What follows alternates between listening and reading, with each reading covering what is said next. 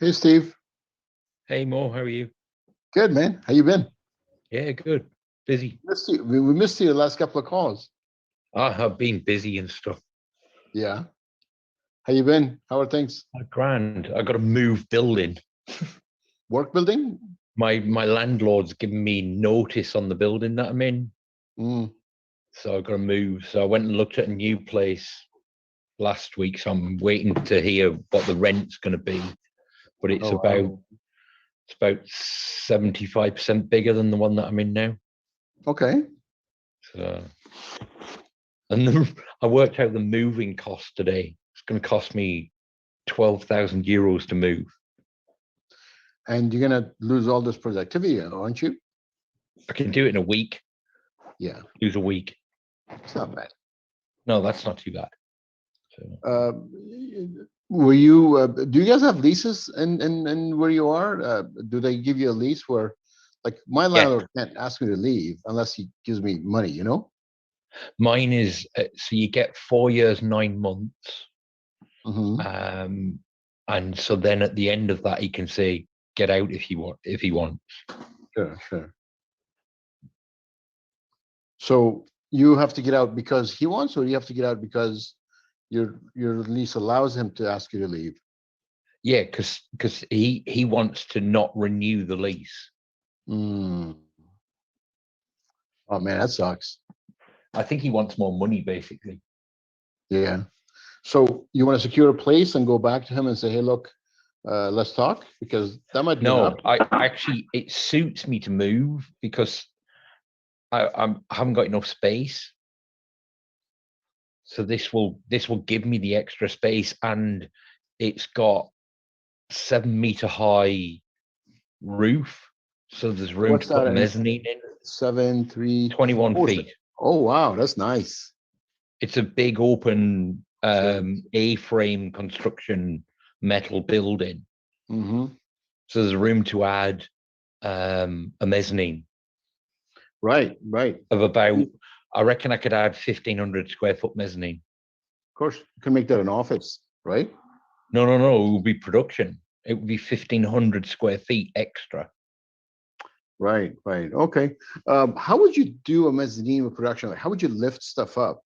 Like, Well, you for gonna? example, I would put all the finishing benches, my mount cutters and stuff, and I've just ordered what's called a pallet stacker, Oh, I know which what that is. will Sure. lift up to 3 meters high, Yeah. a Sure. thousand a thousand kilos. We have a thing here called a dumb waiter. You Yeah, know what that is? yeah. So yeah, so I can see something like this for moving stuff that are lighter. Those are cheap. Those are you can put those very. You can just put a motor platform and move like tape up and like not Yeah, heavy but stuff. this I can lift 1,000 kilos. Well, I mean, if you want to just put small things instead of getting on the thing and move stuff, right? So Yeah, well, what I would do is I would lift, like for example, with the frames that we make, I would lift a pallet full 300 up at sure. once. Yeah, sure. Oh, that's good. Well, congratulations. That doesn't sound like a bad setup, right? I mean, No, I mean it just it's a I hassle, just need to right? confirm a few things and then I've got to do it. Do you know what I mean? Mm-hmm. But like I went to see one of my clients tonight who this week had 800 pieces from me, Yeah, and she reckons that this year that she normally gets about 500 to 1,000 a month yeah, from me. yeah. She reckons she's going to double that this year. Oh, there you go. Now you can probably produce it better in your new space because you're gonna have a Yeah, lot of exactly, space. Yeah, yeah, exactly. yeah, yeah. There you go. Congratulations, man. So, There's always a silver lining to stuff, right? I mean, I'm sure the initial. yeah, exactly, Yeah, exactly. That's the way to look at it. yeah. I like Somebody that. else come in, Amanda. Amanda, what's your last name and tell us what's up? Amanda Farrell. Mandolin. Hi, how's it going? Good. Going good. How are you doing? Good. Long time no speak. I am driving home. How's the baby? She's so wonderful. She's like she's babbling, so it's funny. Very cute. I follow the pictures. Just melts my heart. Yeah, thank you. Your baby does mine the same. Hey, how was business? Business is great. We are just so busy. Yeah, nice. Yeah, it's been like we're as opposed to last year, we've already doubled January. Mm. You doubled January and today was what, 20? Good for you. Yeah, it's been really good. And So we what got do you got some new attribute that lights. to, Amanda? You know, well, we had some frame shops close in the area, and Mhm. we're getting they're referring their clients to us. Nice. Yeah, and so that's definitely helped in the uptick of business. But also, I think we've been experimenting more with some new design techniques, and I think word's getting out about that too. And we've had a lot of interesting like concert posters and cool stuff come in lately that we can do a little bit more outlandish stuff with, and that's been fun. I like it. I'm kind of going the same route, right? I'm doing kind of similar setup. Yeah, Yeah. You're doing the spline corners. Yeah, splines. I just started making some custom moldings, like from scratch, custom painted. I posted on Facebook, on Instagram a few days ago, and then yesterday somebody said, "Oh, I saw you do like a pink and white black stripes." So I sent it to them, and they liked it. So I reposted it. I think that'll be cool. It sounds really cool. The stuff Yeah. you've been showing pictures of has been Yeah, Oh, I will. So today I was told that you know the show in Bologna. Yes. I was told it might be postponed. Oh, really? Get out of here because of Yeah, the Omicron they've situation. cancelled their ad in the Fine Art Trade Guild magazines, so we think it's been Oh, wow. postponed. Oh, that's too bad. I thought that trade Which show was is a going pain to in the happen. ass because I've got flights booked and everything. Yeah. And you were going to go, right? Sure. Yeah, I've got flights and a hotel booked and everything for it. Mm. Oh, that's too bad, man. So, Hey, Steve, did you get travel insurance? I'm not sure. I'd have to go look. Ah, oh, that's nuts. It was the flight's like 140 bucks. So. Oh yeah, you're in Europe, so it's not a big deal. 140 is nothing, man. Come on. The insurance is No, probably exactly. $140 to get it. Okay. Mind you saying that when I went to West Coast Art and Framing Show, it was only 500 or something, 600.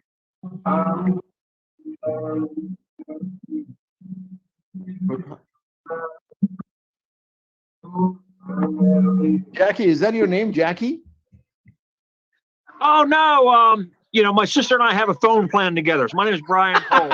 I'm sorry, I don't want to call you Jackie, but your screen says Jackie. That's so funny. I totally forgot. I've been on a Zoom call in forever.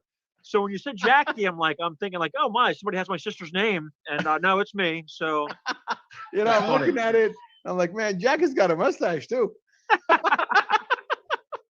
How's it going, man? Doing good. I've watched sometimes on Facebook when you guys have these conversations, and today I figured I would join for a minute while I'm finishing up a few things at the shop here. Oh, that's great. That's exciting. Hold on, my kids came in. I'm gonna say hi. Hi. Hey. Hello. Here you go. Hi. Hello. Hi. Hi. You want to say hi? I have an 8-year-old daughter and a 5-year-old son. Oh, there you go. There you go. See, I have a grumpy 19-year-old. 19, huh? Yeah. Yeah, grumpy. Good luck. Say hi to Although he works for me at the hi to moment. Jackie with a mustache. That's good. Hello. Hello. Hello. Hello. Hello. Jackie, where are you located? We're in Conshohocken, Pennsylvania. Sorry, I keep on calling you Jackie. Sorry. Tell me your first name again. Brian or Bush? Brian. Where are you located? Conshohocken, Pennsylvania. Oh, Not too far outside Philadelphia. You know who's there? Oh God, I forgot her name. Such a nice lady. Carla? I'll remember her name. She has a shop exactly in your town. Carla. Oh, Carla, Carla right. Hayes. Carla, right. Yep. Oh, yeah. Sure. Yeah. She just moved recently, and I hope she's doing well because she was in like a larger shopping center, and I think she moved to a smaller, more manageable shopping center. Not like manageable space-wise for her, but like, when you're in those big shopping centers, you're paying that huge care and maintenance fee. Even if it doesn't snow, you're paying to plow the lot. We have a, Main Street storefront, if you will. And yeah, we got to do our own shoveling. We take care of our property, but we're not hit with those massive fees that people are at those shopping centers. Yeah. So My shopping center has Christmas decoration fees. oh my. And then you go outside, right? And they own the bakery, and then they own the rest of the mall. So they only put a decoration in front of their own stores, but they charge the whole mall. That's it. It's tough. Everybody has to do what they have to do where they're at. Yeah. But I think with our businesses, we all have to be flexible enough to create our own merchandising and traffic because, nobody's looking out for you, no matter where you're at, whether you're in a mall, strip shopping center, or an small town industrial estate. America. Yeah, you got to look out for yourself. So what do you do to bring traffic to your customer if you're not in a mall? Like what things do you do that will help you bring customers in? Us personally, deep community involvement. My father and I both served on many boards throughout the community. We've been involved with every volunteer organization. So I think that was our base, and our area has grown more economically in the past 20 years. But even when we were a, let's just say poorer area, 20, 25 years ago, I think it was our community involvement that kept us going, if you will. Sure. And now it's a point of pride that, people come in knowing us through the community, and we don't really advertise anymore because of, word of mouth, doing good jobs for people over the years. And, knock on wood, we've been fortunate enough to be able to do it that way. That's very nice. I've been to your town. I sold three antique wallpapers. They were hand painted, and they had silk, what do you call that? Stitching, I guess if you say that on them. Really complicated project. I had this gold leaf stuff on it, and I personally delivered it, and me and my installer, we installed it. Man, some of the houses there are so nice, so pretty.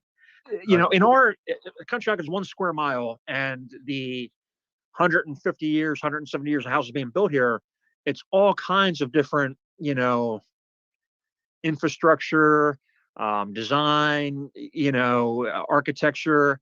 And then when you get into some of the surrounding areas where traditionally more money was, larger houses, more property, Conshohocken being 1 square mile is somewhat dense with, 10,000 people living in a square mile. I see. But, right on the outskirts of Conshohocken, you have some larger houses, more property, and, some larger houses where those big pieces of art can go. Oh man, this one town I went to, this one section of the town I went to, this place had they had a horse barn separate. The house was gorgeous, and they will go around. They had these big fences, big metal fences. My God, I'm like, oh, this is so good. And it was just an awesome place, a huge pool. I have some pictures. I think I put it somewhere on my website. It was really amazing. The framing job was nice. If we weren't nice. picture framers, I'd love to live in one of those houses, but they cost a lot of money. Oh, I could assume that. That was a nice job for us. The three of them was a really nice job. Yeah. Yeah, they're the ones I remember. Nice to meet you. You as well. Thank you. Yeah. What's going on, Lisa? Oh, just trying to catch up some bookwork. Yeah. I actually have a side job. My ex-in-laws have self-storage units, and I do the billing for them every month. Oh, really? Man, because I don't have enough to do, It's man, that stuff saves my my behind because When I moved, they had a lot of stuff that I couldn't take to new place, and I went there, and then they had 2 deals. One deal was you get the first 90 days for free, no, the first 30 days for free, and then you pay, or you get a 33% off, and then you start paying the first day.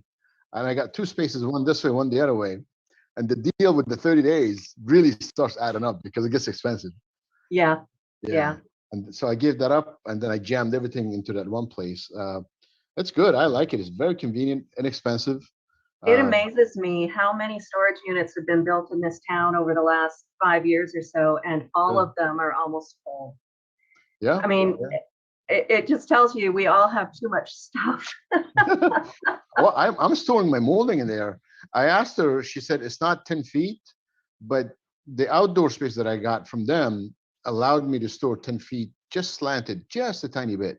Oh, I had a lot of nice molding that I don't want to throw out because of the move, so I put it there, and it worked out really good.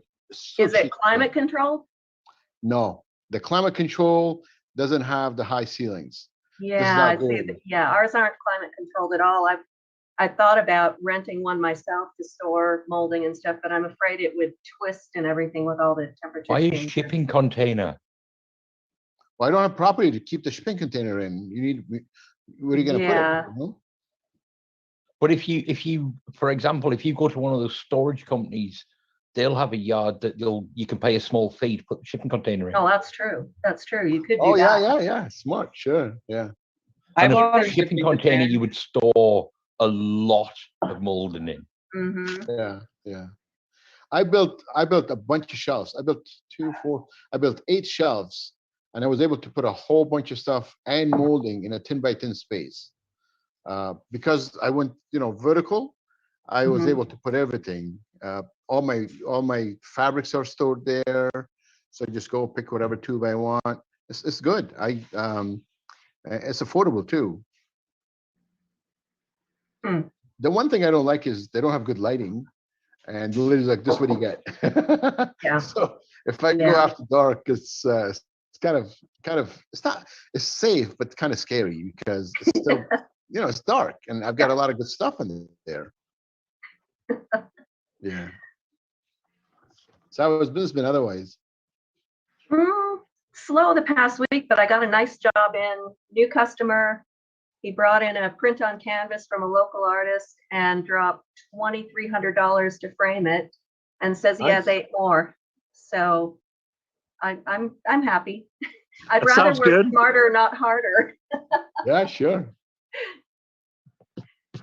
Quantity is not everything. I quoted a job for a customer last June, and they just dragged their feet, and then last week they said, "Oh, I want to get it done," and I looked at it. I'm like, "Oh, I got to requote this," and I requoted it, and the price was much higher. So I sent her back. She goes, "Oh, I don't know. Let me think about it. Can you give me the old price?" I'm like, "No, because you waited this long." And finally, this morning, I got an email that she said, "Okay, we want to do it." And it was a nice estimate, so I got excited about that. I'm glad I held my ground. Yeah, I am too. Yeah. I'm going to jump off the call, guys. Nice to meet everybody. All right, man. Talk to you later. To meet you. Thank you. Yep, we'll see you. Bring Jackie on the call next time. I will. Thank you. Nice to meet you, man. Take care. Yep. Thank you. What are you guys doing about the price increases or anything? Like, are you increasing your own prices, or are you leaving it up to your point of sale systems? On the point of sale system, because mine goes off the chops. So as soon as you update it, it updates the price. The only thing it doesn't update is the mat and the glass. So Frame Ready, because I use Frame Ready, has a seminar either this week or next week, and they show you how to do that. So I got to update that because glass prices went up too, and mat prices went up too. My We're gonna work regular with glass. Ken again. Say what? I said I'm gonna work with Ken. Oh yeah, on Ken will do it. Yeah, Ken is awesome. We need to bring Ken on one of these calls, man. I want to listen to what he thinks. My regular glass price, I was paying for normal float glass. I was paying €3.40 a sheet. It's gone up to $5.58. Wow. 340. Oh man, that's more than 50%. Yeah. Sure. And foam board, I buy 8 foot by 4 foot sticky foam board. cold press foam board. It was costing me €12.50 a sheet for a box. It's now $22.70. That's almost double. Oh, wow. Yeah. Wow. Prices that's went up all here, but not shipping. as much. I don't think prices went up as double. That's all shipping costs. Oh, Right. yeah. Yeah. A container for glass, so like a half size, a 20-foot container, you get about 6,000 sheets of glass in it. From China was costing €3,700 to Ireland. It's now 18,900. Wow. Wow. That's €3 a sheet in shipping. I mean, how do you even raise your prices enough to cover that without just driving away business? Well, the thing is, though, for me, so my glass price has gone up from $340 to $558, but per frame, it's relatively insignificant. Well, and you do a lot of volume, right? Yes, exactly. And a lot of it I buy in cut to size. And So that saves you a lot on labor. Yeah, exactly. So I had 2 people in with me today who do about 1,000 pieces a year each. Wow. So approximately 100 a month is what we talked about. And so those, I just buy the glass in cut to size. And even if it costs double, it's relatively insignificant in the scheme of things, if that makes sense. Yeah. And it's even less for retail. Like if I do a bespoke job, the cost of materials is insignificant. Like you guys seem to pay a lot more for timber than we do. Timber as in raw timber, or timber as in timber? As in moldings. Yeah. As in moldings. So like I often see you guys talking about, oh, I need a simple black at $150 a foot. One of my most popular moldings, which is 3/4 by 3/4 inch painted timber, I pay €1.19 per meter, which is 3 foot 3 inches. Yeah. Well, So we can get a basic black cheaper than that, but a lot of it I don't want to work with. I've tried out once, and if it's all twisty and I throw away half of it, it's just this not isn't. worth it. I mean, I go through. I was looking at it with my rep yesterday. That particular molding, I used 25,000 meters last year. Wow. And in a box, I might get one length that's a bit ropey. Huh. I think that's quite workable. we get a lot of bad molding molding here, man. Stuff in the dollar range. There's so much bad. Oh, Really? Yeah, it's terrible. Very frustrating too. Mm-hmm. I made a jersey. I took a rush jersey frame last Saturday, I think.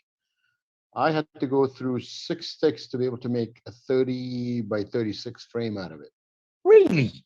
So frustrating. Jesus. So frustrating. I've got a length of Larson's, the Garrett molding.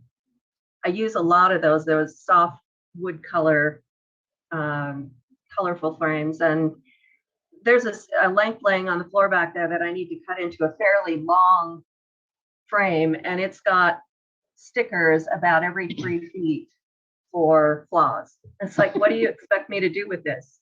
I might be able to get 8 by 10s out of it, but I'm not going to get this 40 by 20. Yeah. I never knew you'd have to call those in. I thought they were all accounted for. What? Sorry? You have to call your flaws in.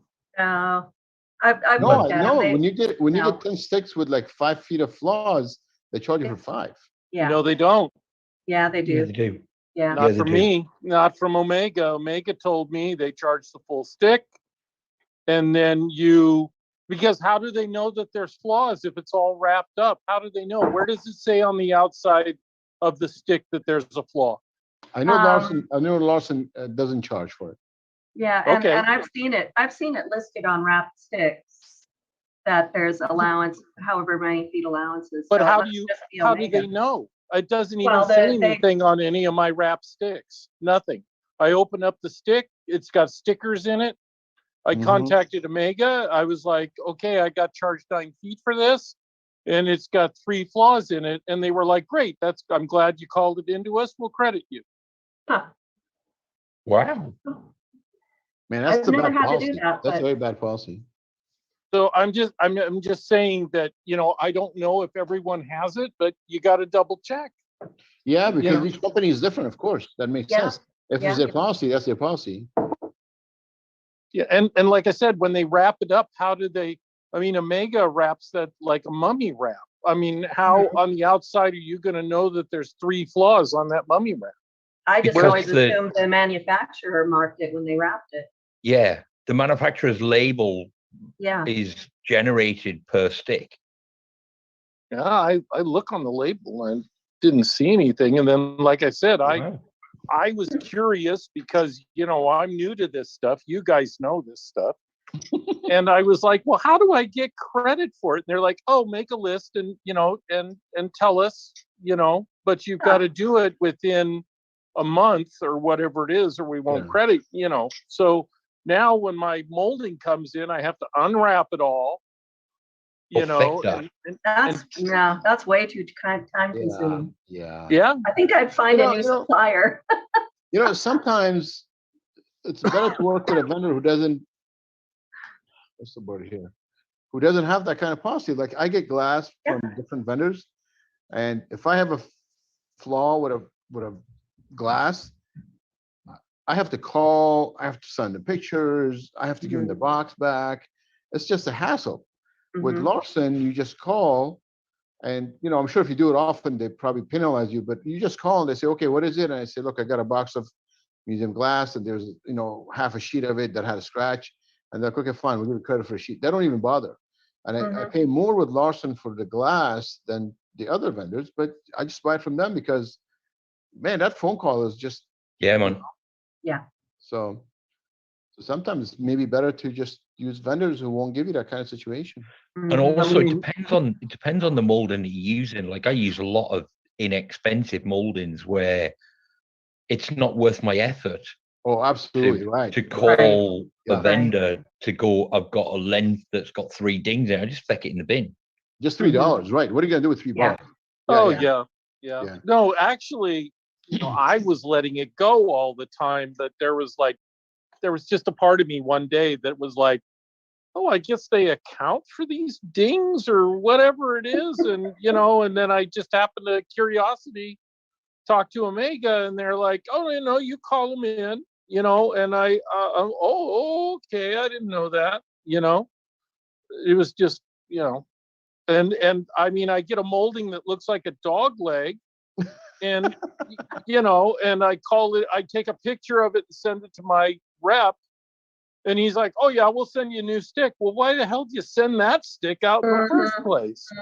Because somebody in the warehouse who's getting paid minimum wage doesn't give a shit, doesn't understand the difference. Right. There's a lot of that.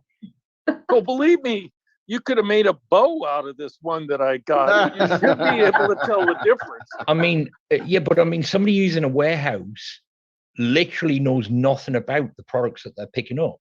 Yeah. They walk along, the POS system says number X and it's in bay 27B. They pick it up and stick it in a box. They don't know anything about it. Don't even know that it needs to be straight. Wow. I don't know. Well, seriously, I mean, that's the same in any kind of warehousing situation. Yeah, sure. I don't know, man.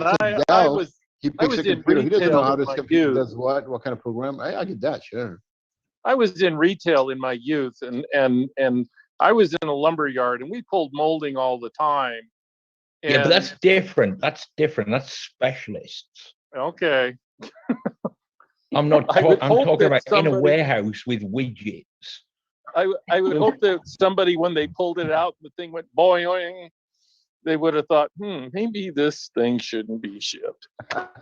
Steve, there's a question for you on Facebook.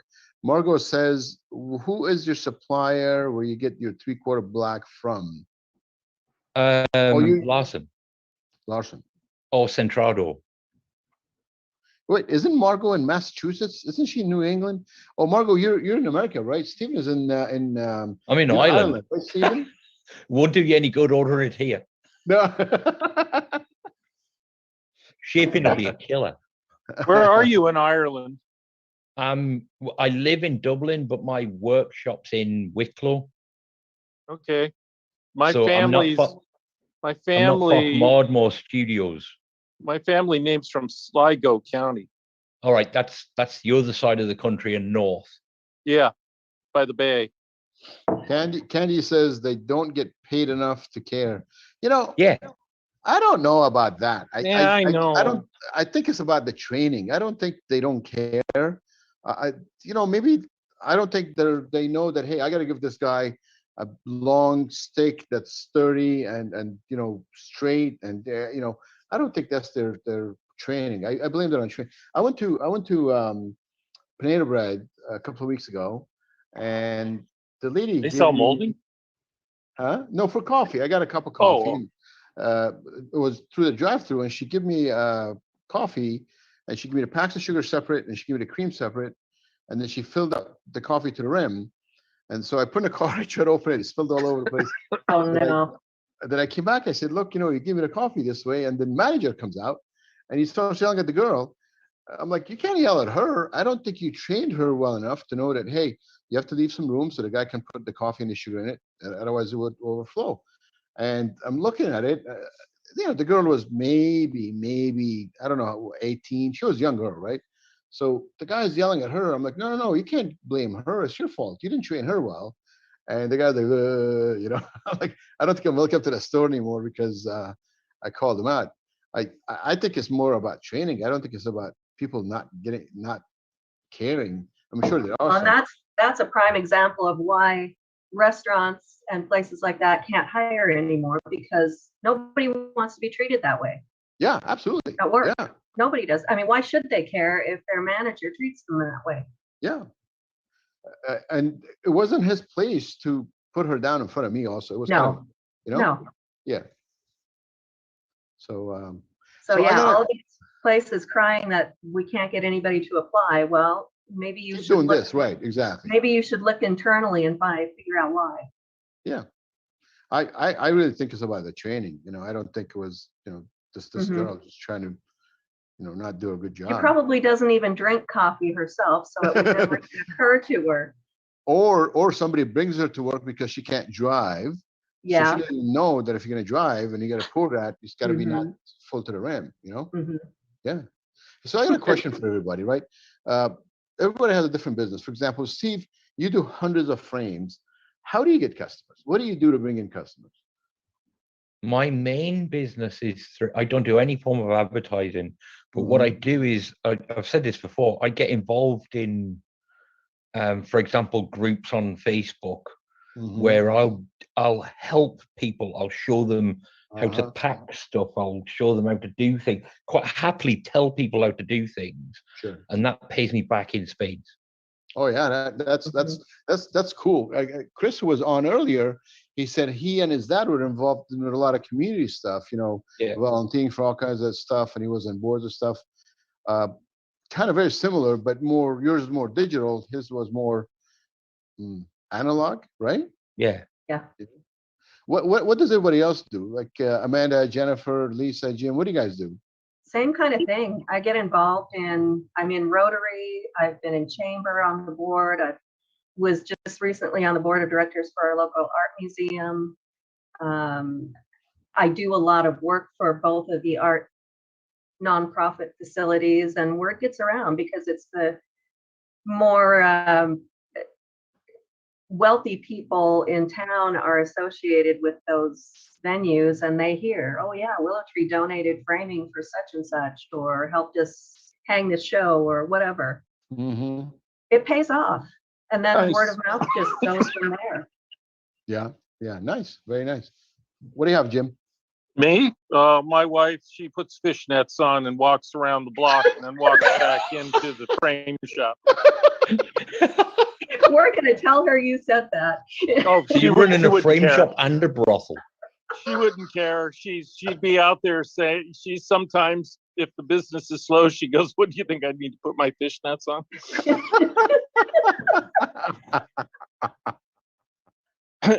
Right now, I'm just trying to maintain the 5-star rating that I inherited. Yeah, I have customers that come in and challenge me because of the mentor sure. that I bought the place from. So they, they're like, they look at my corners. All right, you passed. Okay, I'll bring you more work. I see. I see. Um, a lot of mine is just 5 stars on Google. I mean, people just immediately go to that 5 stars. It says 5 stars, great. So I make sure that not only is George Holmes still under that 5 star, but when a customer gives me a Yelp review or something like that, it's like the new guy doesn't skip a pace, man. Nice. It's the Very nice. same. Very nice. It's the same thing. But Yeah. the big thing that Medi will, quote unquote, chew me out about or whatever it is I don't really care if it gets busier. I'm retired, and I already ground that stone for 45 years in the movie industry. Chase the dollar, whatever you want to call it. And right now, I just want to have a nice place I'm proud of, and do good work and pass it on in 10 years or what. I had somebody ask me if the frame shop was for sale because I'm expanding, and of course, I got blacked out windows in the one expansion area. So she thought, and she's out there going, I thought about getting it, because my boyfriend wants to, do it or whatever it is. And my wife was like, $100,000, it's yours, baby. Yeah, she takes the fish net for it. She'll even throw in the fishnets. Yeah, she'll even throw in the parade with the fishnet, And she's out there going, if you can get $100,000 for that frame shop, honey, you can retire. You don't need the frame shop. And I'm Yeah, like, no kidding. So it's like, and of course, but yeah, I don't know if you guys have ever seen that movie. I forget, it's called Moving Day or whatever it is, where the guy goes to the person's house and the person gets out there and he's looking at the house and he goes to the outside and he goes, what a beautiful pool. And they go, yeah, we're taking it with us. And he's like, what a joke. And then, and then they go in the kitchen and all that. Oh, these are brand new ovens. Oh, we're taking that with us. And it's all laugh, ha, ha, ha. And he pulls up to the house after he bought it. Front door's gone, windows are gone, pool's gone in the backyard. So when I sold the frame shop, I made the joke, if I sell the frame shop, I make the joke, well, I'm taking this with us right here. Yeah. So when they buy it, I mean, they see it like this. And when they come in, it'd be just this empty building, everything would be gone, But yeah, advertising wise right now, I'm not proud of the shop because of the expansion. I got the stupid flu during the break. And instead of working, I was recovering. Didn't get COVID, but got a flu. And so I stopped my expansion work. And so I'm not proud of it right now for like bringing in the Chamber of Commerce and all that type of stuff and grand. But when I get it done, man, it's like grand opening time. Oh, yeah. And then Rotary Club has approached me, want to join the Rotary, George was in the Rotary. Do you want to join it? And I will probably do that stuff. But the minute somebody comes to me and says, hey, I want 50 frames framed, what's your best price? I'm like, I ain't the guy. There's this guy I know in Ireland. What if you made a relationship with somebody who does that kind of stuff in town or close? Yeah, man. And then you send it to them and he sends you the good stuff that you want, and you send him the stuff he wants, I do that all the time. Yeah, sure. Framers are terrible for trying to do everything. So like, if you like, I don't do fabric. So like, if somebody brings me a needlework to frame, I send it to somebody else. Not interested. What the scary part is I like repair. And people are like, what? There. And I get out there and I go, yeah, I can repair any frame kind of thing. Customers call me in and I'm like, it's $60 an hour to repair it. And I just did a repair over here.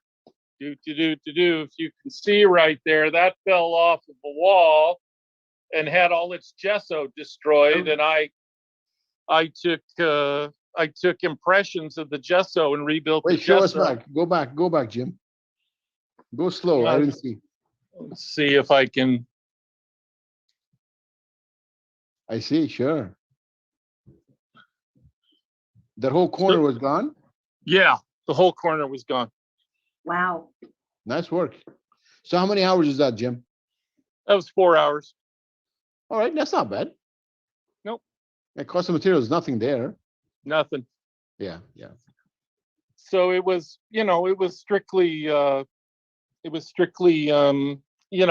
and I just basically told him, I'm on the clock. It's $60 an hour. I'm on the clock. Yeah, And then I give him a high and I give him a low. See, that's the kind of work that I can't make money at because I'm not set up to do that. Yeah. Right. But Well, there are lots of I want to gild. I want to do, all that type of cool stuff is what I want to do. The cool stuff. I get that. Yeah. Yeah. I This get is my excited about that retirement. stuff. Again, this is my retirement, Yeah, sure. But if I sure. could get a name like a Susan kind of name out here in LA to do, I don't know. I don't know who Maddie, Susan is. She's not in the call. I know if Maddie sat there and said, I don't do that stuff, but this nut job down in Simi Valley, he does it, it could be something that's good. Sure, sure. I was thinking about getting a CNC machine, just a small one, and do corner enhancements. 3D printer. Yes, a 3D printer. Oh, right. Just so leave that, you're in business. Sure. Right. And just do corner enhancements and me come up with about 10 patterns because I'm 3D oriented. I mean, I did this in the movies. So it's like a sunflower in the corner or some kind of Aztec thing, and then pick a molding profile that's like an Omega gallery mold or something like this. Print it out so that it just snaps right into the corner of an Omega gallery like thing. Oh man, you're giving me some good ideas. I could put this on raw wood. You can just do this in blazing, like let's say somebody wants a coat of arms in the corner. Yeah, yeah. Then it's 3D printed coat of arms, and it, and then if you pick the gallery molding, or if you told me it's this molding profile, I would just make it in the 3D so that it fit that molding profile perfect, and you just put it in the corner. Jim, you can do like a baby shoe. Yeah. Right. You can do baseballs. You can do a lot of cool stuff. Yeah. Sure. Be careful, sure. Susan Bonnie will have you printing God knows what. Oh, that's fine. No, that's great. I mean, look, she's an inspiration, right? The kind of stuff she does is, you look at it, you're like, man, this is so cool. How come I never thought of that? I think she'll be proud of it. Susan loves sharing stuff, so I think she'll be very proud of it. Whenever I talk to Susan, it's like, how the hell did you convince the customer to get I mean, did you like take photographs of them, like, getting naked their with the morning mistress paper or something, and then just say, that print you brought in should have candy canes around it, or in the fishnets? That's what it was. Yeah. Well, yeah, I ask her all the time. I mean, but then I had that one customer come in. Hey, if I'm dominating this conversation, please tell me to shut up. So sorry. I had this one customer come in, and her dad was in a hospice, and I put it on the site. Yeah. She had a picture of his favorite bay in Hawaii that he couldn't go to anymore. And so she was like, but if I frame it, it just seems like it's closed off, and I want it to be open. And that was the one that I took and hand painted the edge of the photograph onto the mat board. Oh, nice. And so it like blended the photographic color all the way into infinity. Sure. And he loved it. And that was something that Susan inspired me. I just put my foot forward and said, and she asked me, well, how long would it take? And I said, I don't know, probably between 2 to 3 hours to do it, $60 an hour. And she said, take 4 hours. There you go. I like it. That's a good customer. So that kind of thing I really like. I kind of like the one-offs and stuff like that. So that's how I hope my business will be, kind of in a way, not quite as wild as Susan's, but I hope it kind of gets that rep, No, she's amazing. She's really an inspiration. I like the stuff she does. I could never do what she does, but I really Well, like it. and she just gets out there and goes, "That'll be $5,000." Yeah, yeah. And doesn't even take a breath. With me, I'm out there going on a $1,300 quote. I just had a lady come in. She had a papyrus, and it's going to be floated. And I quoted her Frank's Fabrics, showed it to her. She fell in love with it. She fell in love with the ragu molding from Fotio. And I'm out there going, this is a car payment kind of molding here. And she was That's the like, well, problem, let's Jim. You don't just, say that because you don't know what kind of car these people buy. I know. True. And No? she listened to me, and I said $1,500, and she said, done. There we go. So never Mhm. apologize for the price. Just drop the price. I know. And I wait Well, for this the job, car. this job I got in the other day for 2,300. He laid this print out. He said, I want it as big as possible because the wall it's going on is huge. So I started stacking frames. And, you know, when I told him 2,300, I tried not to cringe when I said it. And he's like, okay. Turns out he's a pediatric dentist, you know? Yeah, you can afford this. I had a customer who bought this gorgeous silk rug, and I framed it for him with laser cut parts. Really gorgeous job, museum class, a whole bit. Maybe it was in the $2,000 range, and I'm like, oh, this is great. He comes in, he's just down to earth, good person, and you know, he gives me a high five. He's like, this looks great. He goes, hey, can you give me a hand to the car? I come out.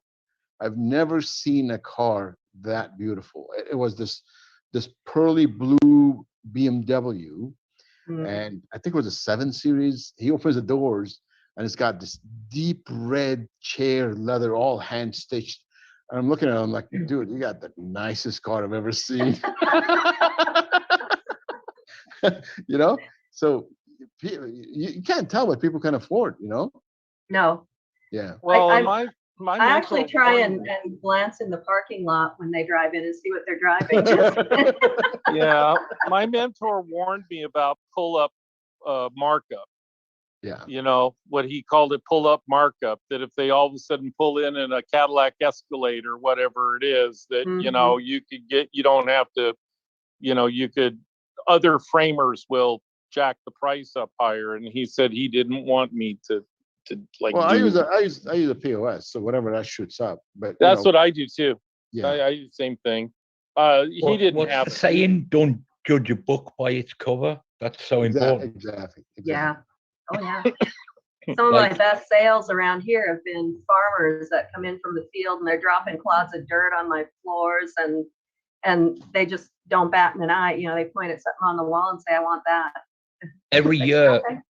every year at Christmas, I go buy something for myself because I've generally, somebody's given me a load of cash for a job or whatever.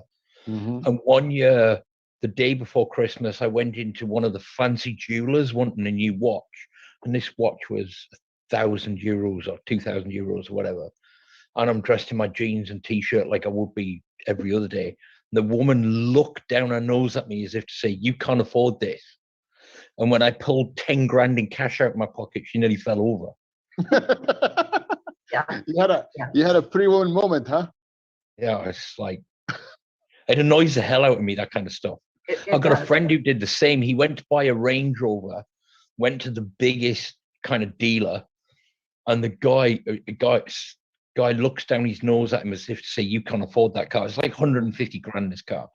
You can't afford it, but I'll send you a quote, and it's etc. So my mate chased him for 3 or 4 days. This guy just basically kept making excuses for not sending the quote. So he went to another dealer, bought the car, got the dealer to take a picture of him in the car, and he emailed it to the guy and said, what was your commission on this? Good for him. Yeah, man. Good for Yeah, see, him. my wife loves it because I'm now the opposite. Because I used to be the person that my wife would get out there and say, well, honey, I need to have the chairs recovered. Yeah. And I go, okay, well, what's that going to be, like $150 or whatever it is? And she goes, no, it's like $600, $700 a chair. And I'd be going, they're fine. They're fine. Now, since I become a framer, she'll be out there going, you know, we need to have this repainted and that. And I'm going, what is it, like $1,800? She goes, yeah, it's about $1,800. And I go, okay, that's fine. Sounds good. Now you've been on the other side, Jim. You know how it is. Totally. I mean, this same shop, I walked in to get my daughter's picture framed. This same shop, years and years and years ago, first time in, only time in, walked in, daughter's picture frame, da da da da da, quoted me $320. And I was like, thank you very much. Bye, kind of thing, you know. And now people get out there with me and they're like, I only paid $15 for the print. Why, you know, why am I paying $300 for this frame? I said, because it's like a good suit. Uh-huh. And I get out there and I go, you pay $3 for the underwear and you pay $900 for the suit. So what's the difference between your, you know, or I'll turn it around sometimes. They'll come in and they'll have a $30 poster, some $30 reprint.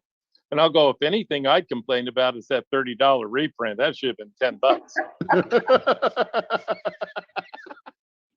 I'll have to remember that one.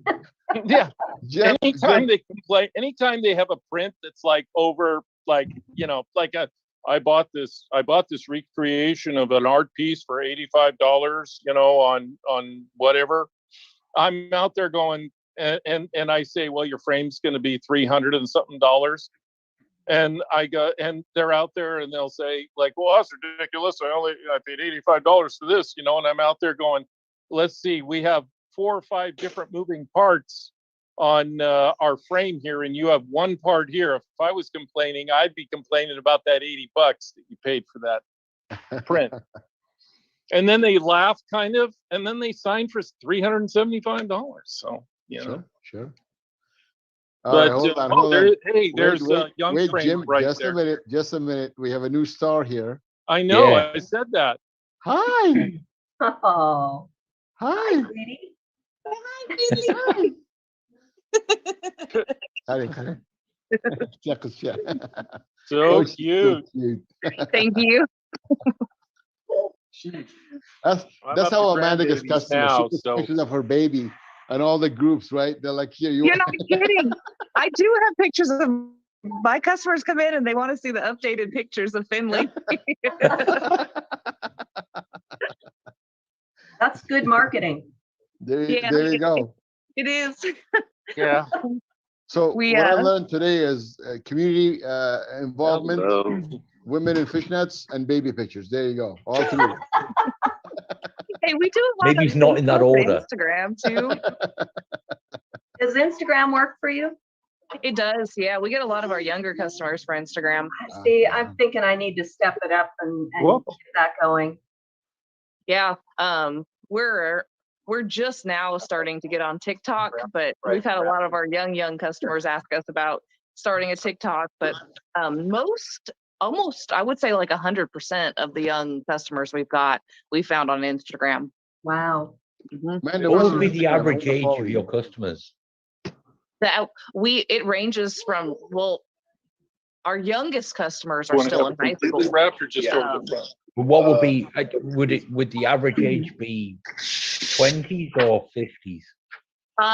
No, our average age would still be 50s, but as of the last year, you know, I would say we've gotten about 30 new kid customers. And when I say kid, I'm talking like between 16 and 18 years old. Wow. Yeah. And it's been, some of them are more towards the printing side because we do printing, fine art reproduction, too. stuff like that. But we have several of them that also frame. At that age, Amanda? At that young age? Mm-hmm. That's nice. That's That nice. is Yeah. nice. Because Train if them they start young. young, they're gonna just keep on coming to you as they get older and make a lot of money. Yes, and that this year we're making it a priority to not only market to the ones, you know, keep the relationships to the ones we've already gotten, but reach out to their friends and kind of try to broaden our client base, the younger. And yeah, so Instagram works. That's I great. usually, I just followed you on Instagram. I found you and I followed you. yeah. Well, That's why I need FrameBridge works. 'Cause Yeah. that's their marketing is for youngsters. Send us an electronic file, we'll print it, we'll frame it, we'll send it back to you. That's nice. That's a good age to capture, man, because once they're with you, they'll stick with you until they have to move or something. And they're so fun and they get so excited. Like, Yeah, sure. I love working with, we have one of the newest customers we've got, and she is so excited about everything we do for her. She makes us feel like $1 million every time she comes in the store. That's great. That's nice. That's very nice. I like that a lot. Yep. Oh, I was trying to, Chris, she left, I think. I never said hello to her. Well, if you look, guys, if anybody joined, I didn't say hello to you. I'm sorry, because Jim was, talking about fishnets and stuff. So I was kind of mesmerized by that marketing strategy. I was dominating the conversation, sorry. I'm going to blame it on Jim. Well, this Blame is it on the new Jennifer, guy. and I'll chime in really quick because when you guys were talking about 3D printing, I have a friend that's all he does for a living, and we are working on a project right now for a frame, and he's going to be doing, it's for a drum head for motor head, and they have like a logo, so he's going to 3D print it so I can put it on the frame. There you go. Yeah. I like that. So once Nice. we get that done, I'm hoping that'll be something that I'll be able to do more in the future. And I just found out too that all of our libraries around our area all have makers rooms where they have 3D printers there now. So you should check out your libraries because I now, heard that's about such a that good tip. recently. yeah, they also have crickets there or whatever, circuits or whatever those things are called. And then button makers. They have all these three-dimensional type crafting stuff in these rooms now at the library. Oh, and you just really? get a really, I don't know how long you can use it. I haven't checked it out, but I'm going to now. Oh, yeah. The one yeah. thing you have to be aware of with 3D printing is the cost of the print is actually quite expensive generally. Yeah, but Well, a the custom hardest part job, is it's you're not gonna just the charge print, enough. it's the design. If you don't know Yeah. somebody that can make the file, it's Yeah. really expensive to pay somebody. But then I found on Fiverr, people do it for $5. The new iPad, I just bought a new iPad Pro. It has a LiDAR scanner in it. A What what is that? scanner? A What is that? LiDAR scanner. So that's basically 3-dimensional scanning. Okay, got and then does that it turn it into technology a built- file? Sorry? Yes, Does it it then- can. It turns it into a file that can Not be yet, not yet, but that's Oh, where okay. they're going with it. That's No, where they're there- going with it. So There's an application on there, I forget what it's called, that you can get for your iPhone that'll actually turn it into an STL. Really? I didn't know An that. STL is a 3D file format? Is that what it Yes. is? It's one of Yes. them. Yeah. Mhm. Oh, Yeah, but $1,200 is expensive, man. I mean, an iPad Pro is what, $1,200? I paid 1,400 euros.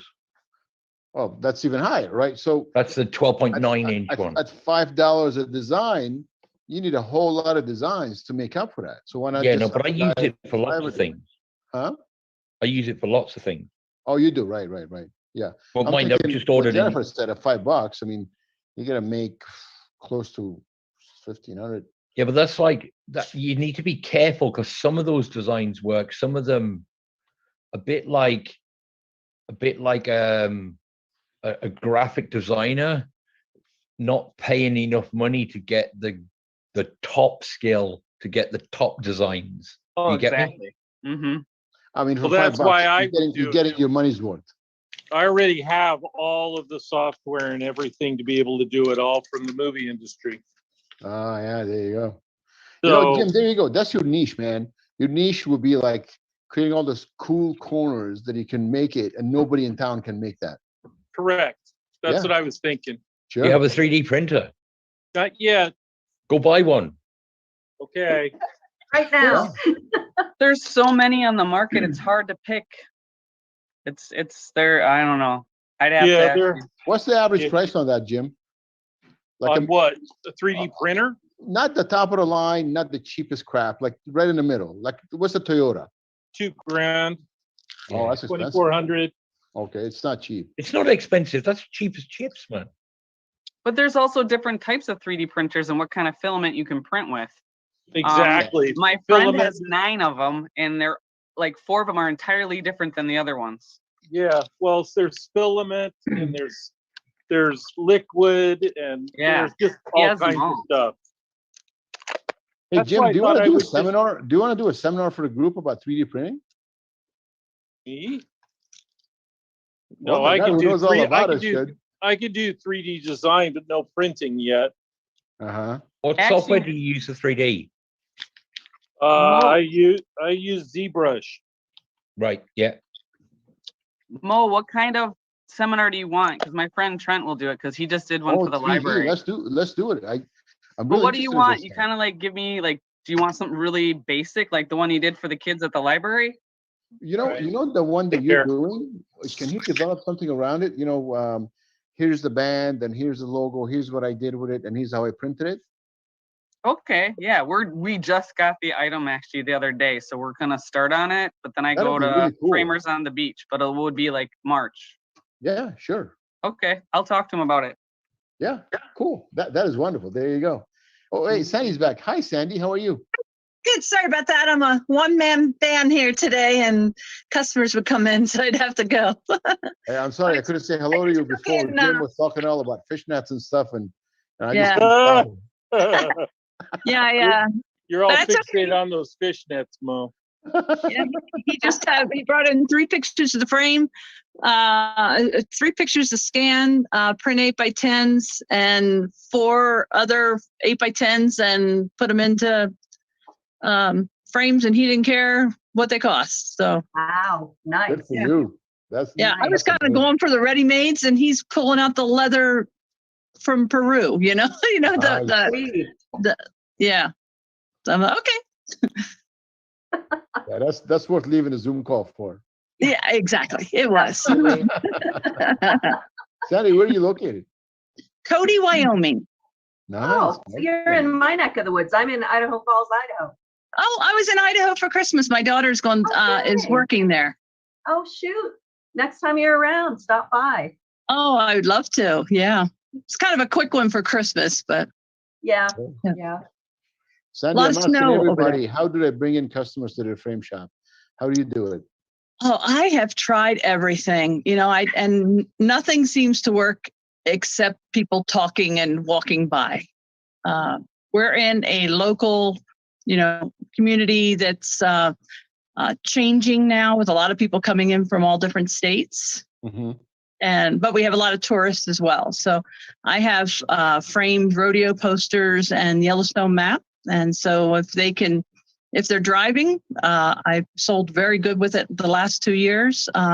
Previously with their flying, it's kind of hard to do so they'll take the wrap, put it in a tube poster of Yellowstone. Sure. So, yeah. So once they come, then they see what we do. I also do scrapbooking, custom framing, and personalized gifts. So I do slate, aluminum tile. I do a lot of pictures on aluminum, and then I float mount them in a barnwood frame. Nice. So you have the press and all that stuff? Yep. Fog resting Yes. and all that stuff? Yep, I do. Very nice. Very nice. Do it. Candy says, I'm in Pocatello, Idaho. Oh. There you go. Lisa, she's close to you.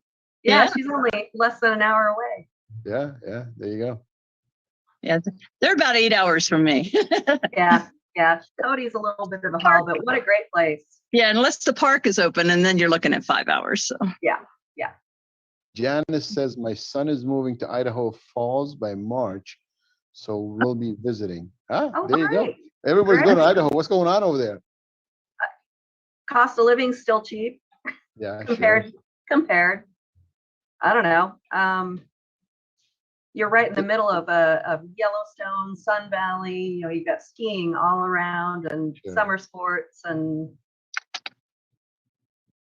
it's pretty nice. Hey, I got a question for the group. Where do you guys get your frame extensions? And I don't mean the ones that are pre-rabbited that you can get from Omega or International.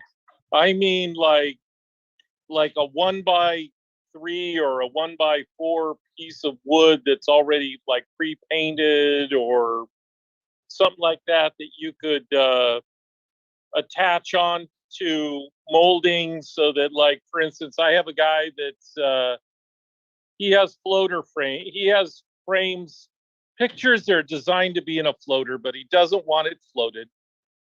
He wants a frame around it.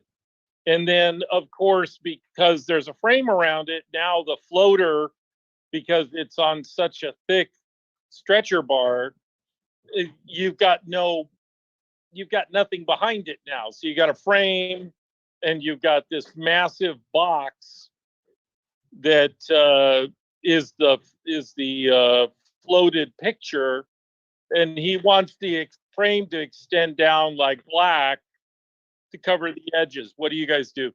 Turn the molding on its side. Get a wide molding and turn it up on its edge. Oh, really? Okay. Get a wide flat molding. Okay. Turn it up on its edge. Okay. So whatever wide flat thickness I need, I turn it on its edge and then miter it that way, and then put it together, and then use And if it's a really wide one, you can buy one molding and use it in multiple thicknesses, rip it down on a saw. Right. I do have my saw. I just worry about gesso chipping and things like that on a table saw, even though I have a. No, you can cut in you have a double miter saw, don't you? You have serious, right? Yeah, but No, he one of said my cut it. length. He said cut it down. No, he doesn't cut it down. You Yeah, take the yeah, yeah. molding- No, I did more. Oh, he did. What I was Okay, saying okay. was, if you buy, say, for example, you buy a 3-inch molding and he only needs 2 inches, just Mhm. rip the length down on the table saw. You know what else I've done, Jim, is I've taken the molding, you know how you cut it this way on the table saw, on the miter saw, instead of doing this, you put it this That's way. exactly what we're talking about. Yeah. Right. But like you said, the corners chip on that one piece. So cut it bigger and maybe sand it in the sander or something. But they look good. I have an example on my Instagram account. I did a rug. It was that large thing, that smooth silver with the, it's like silver with a gold lip. So I did the small profile for the front, and then I did an extension on the side. It came out really nice. I mean, that's going to be expensive, but if you want a cheap option, a little bit of pine and paint it by hand, and you just How do you put a attach pocket it? hole. Pocket hole screws on the inside. Yeah. A whole Have you bunch got of a glue. Have you got a Craig Foreman?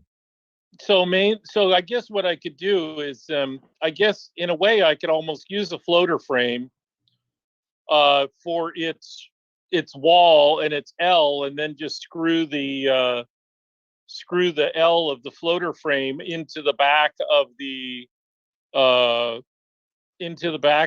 regular frame, and then the floater frame reversed would actually do the job, wouldn't it? As a wall. Well, you have to expand your rabbet, right? Because the floater is going to stick out unless it's a very thin floater, right? Why is it gonna stick out? Most floaters are going to be bigger than the rabbet of a standard frame. Yeah, but You have to run it through your table saw first, right? yeah, but it's not really the rabbet, is it? It's just the outside edge that you just need to bring the box down. I see what you're talking about. So the frame is here, right? And then the floater is this way. Oh yeah, Yes. Why not? Yeah. But floaters are expensive. Why do that? Yeah. Why spend so much money? Okay. Yeah. Well, if you buy a 3-inch wide by 1/2 inch or 3/4 inch thick molding and turn it on its edge, you get a 3-inch high box. And it'd be way cheaper than a floater. Really? Okay. Yeah. I'm still learning the prices. Jim, you know what I've done also? I've just used like a semi-tall shadow box, cheap black, and just rip cut the that, rabbet off. and then set your fence, cut your top frame first. Don't move the fence. Cut your bottom fence. It's going to line up exactly, and then join them, and then glue them with pocket holes. And the top could be a gold, the sides is going to be black. It's going to be cheap and it's going to be good. Okay. And you don't have to finish anything. Just go. But the cheapest way to do it by far is use 3/4 inch birch plywood that you can rip into strips on your saw. Right. Cut it into a box and pocket hole it and paint it. Yeah. Exactly. And I mean, you're used to that kind of stuff, so that would exactly. But I wanted to do it the picture framer way, not the movie studio way. Well, that, I mean, that will look we as actually good. like to learn the picture, the movie guy way, because, you know, we adopt things from different industries, Jim, you know, so we want to learn your way. My way is 1x1s and 1x2s and lots of sheathing is all my the way. The only thing about using stuff like that, Jim, is if you use something like birch ply, it's so consistent that it will look as good as any other molding when it's Correct. painted. Whereas like 1x1 or whatever that you buy from a lumberyard is never going to look as good, because that's not Well, what it's designed to do. no. What our tricks are is that 1x1 and 1x2 is set back, and Right. then a birch sheath is Okay. put over Yeah, the top yeah. of it. So like a skin. Yeah, I'm used to skinning. If you take a look at all my postings of my spin racks, they look like fish skeletons.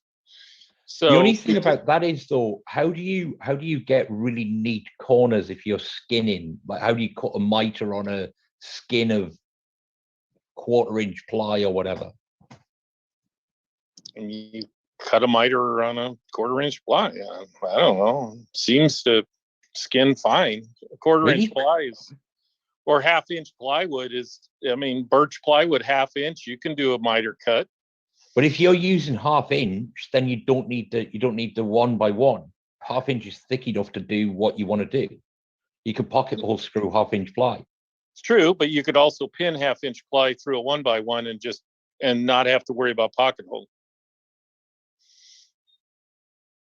Okay, but how do you attach the 1x1 to the other frame?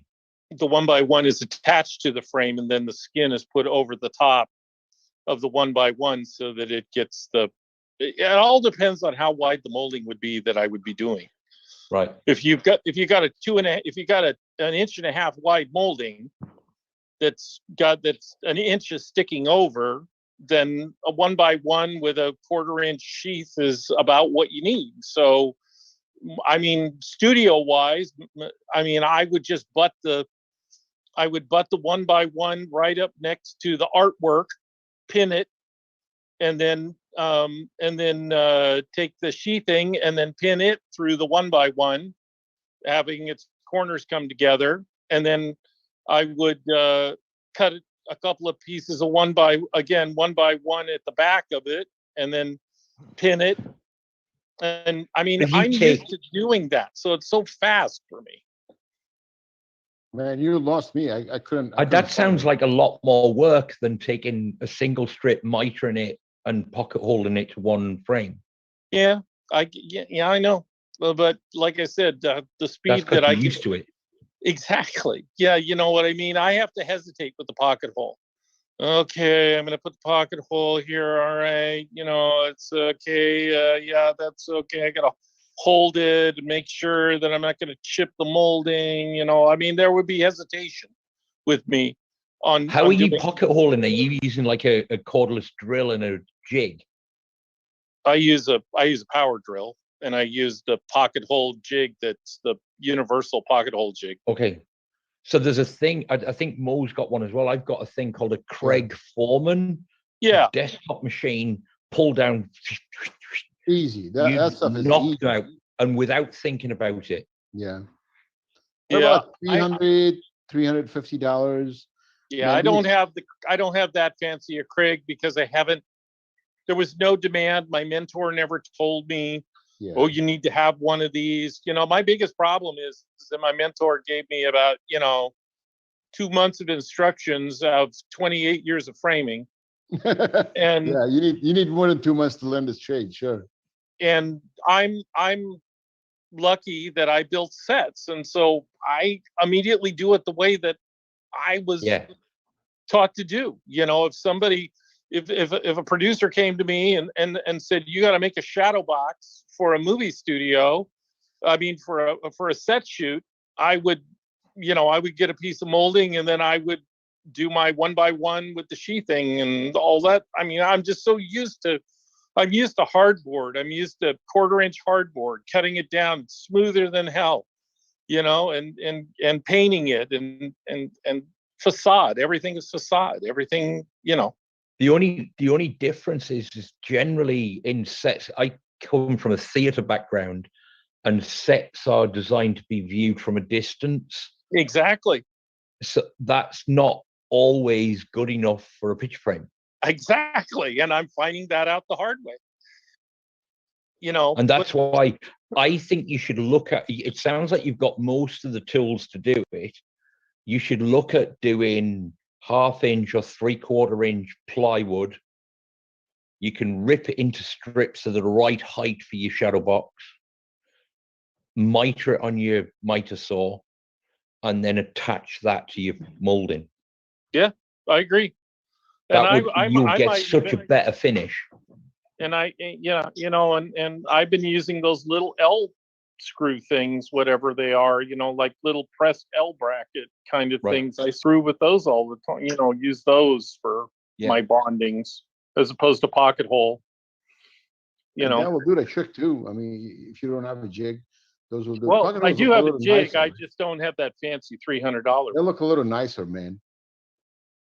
What, the pocket hole looks nicer? Yeah, yeah. I don't know. I just and go I think until, stronger too. Probably. Yeah. But it depends how many you put in, doesn't it? Yeah. Sure. The other thing you could do that I'm sure you've done before is use biscuit joints to join them. Oh God, I'm Mr. Biscuit Joiner. So if you made a shell out of 3/4 inch ply, for example, that's mitered and joined together, you could put biscuit slots in the top of it, biscuit slots in the bottom of your molding, glue the two together. Yeah, there you go. I'm used to the biscuit joiner. So there's an easy way for you to do it, and you'll get a way better finish than the 1x1s, I think. Probably, yeah. And like I say, that whole thing of viewing from a distance or viewing close up. Yeah, I agree. Yeah, that's why I'm asking the group, man. And hey, I have another question too of the group. Gold. I'm having a tough time. I mean, I know there's Rub and Buff and all that, but is there a line of like gold creams that's got a wide variety of gold tint to it that you can use? Rub and Buff is a dryable cream paint, a metallic. Is there like a line that has like 20 different gold tints to it or something? Man, I'm really limited when I have to get Lebron products. Lebron? Yeah, can you get Lebron products? I don't know. I think they do a bunch of those. I'm no expert, but I think they do a bunch of that kind of stuff. Okay. Libron? Yeah, something like that. How about you, Mo? Mo's legged it by the looks of it. Is he gone? No, he's turned his video off and what have you. I take him away. Let me see if I can find Lebron for you. I do that. I'm back. What was going on? What do you need, Jim? I wondered if you had any kind of product line that was kind of like Rub and Buff, but a lot more gold tints in it. A lot more wax. What is that wax company? Isn't there? Oh, Gilder's Paste. Tap in gilderspaste.com. They have good stuff, amazing stuff. Gilder's Paste. Yeah, they were at the last West Coast show, weren't they? Yeah. I picked up some. GILDER. Yeah, just as in a gilding, gilding a frame. Gilder's Paste. The Core sells them, possibly Omega too. Okay. I just ran into so much trouble with trying to match golds. I want like 20 or 30 different tints of gold. I've just put the Lebron website in the chat. Thank you. Oh, I like Lebron a lot. Their stuff is easy to apply. Okay. Well, again, this is one of those things I didn't get with inheriting the shop. Well, what do you learn in 2 months, really? I mean, you can't learn a lot of stuff in 2 months, right? Yeah, I know. He told me when he left, he said, you'll be a better framer than me in a year. But I'm going to have to take off. Yeah, I Me too. understand. You guys can stay on. Well, it's 12:30. I'm going to bed. Appreciate your patience with me there. Good night, everybody. Yeah, I got to run too. Good night. Bye. Night. Night, everybody. Bye.